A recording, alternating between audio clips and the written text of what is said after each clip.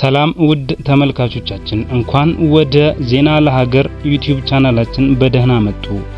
እነሆ የዛሬን ዜና ተከታተሉን።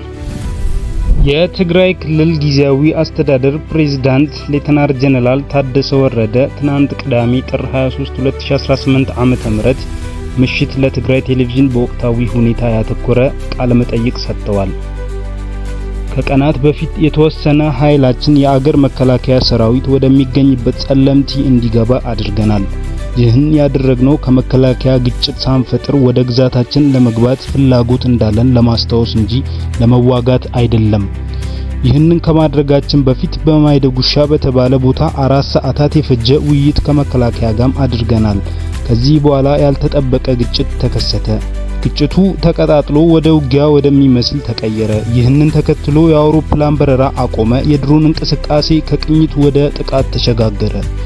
ጥር 23 2018 ዓ.ም ንጋት በአድዋ ዙሪያ በሚገኘው እንትጮ ገንደብታ በተባለ አካባቢ የንግድ የሸቀጥ ዕቃዎች ጫኑ 2 አይሱዞች ላይ በተፈጸመ የድሮን ጥቃት ሞት፣ የአካል ጉዳትና የንብረት ውድመት አጋጥሟል። በሲቪል ሰላማዊ ሰዎች ላጋጠመ ሞት፣ የአካል ጉዳትና የንብረት ውድመት የተሰማኝን ሐዘን እገልጻለሁ።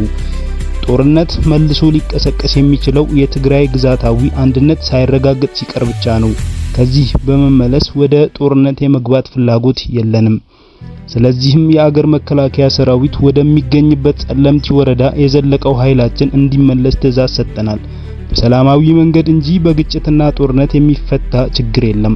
ሐሙስ ጥር 21 አውሮፕላን በረራ ተቋረጠ እንጂ አርብ ጥር 22 ከፌደራል መንግስት ስለ ዲዲአር እና ሌሎች ተያያዥ ጉዳዮች ለመነጋገር ቀጠሮ ነበረኝ። ግጭቱ ከተከሰተ በኋላ ከፌደራል መንግስት ቀጣይ የሆኑ የስልክ ግንኙነት አሉን። በረራ ከተጀመረ በአካል በመሄድ እንወያያለን። እርግጥ ነው ተፈናቃዮች ወደ ቀያቸው መመለስ አለባቸው። የትግራይ ግዛታዊ አንድነት ማረጋገጥ አለበት። ሁሉም በሰላማዊ መንገድ ነው መደረግ ያለበት፣ በሰላም እንጂ በውጊያ የሚመለስ ጥያቄ የለንም። ችግሮች፣ ግጭቶች ሲፈጠሩ በፕሪቶሪያ ስምምነት መሰረት መዳኘት አለባቸው። ጊዜያዊ አስተዳደሩ በፌደራልና በትግራይ ስምምነት የቆመ ነው። ስለሆነም ከሁለቱ አካላት ድጋፍና ተደማጭነት ማግኘት አለበት ሲሉም ተደምጠዋል። ይህ የዛሬ ዜናችን ነበር። ቪዲዮውን ከወደዳችሁ ላይክ፣ ሼር እና ሰብስክራይብ ያድርጉ። እስከ ቀጣይ ዜና ድረስ ሰላም።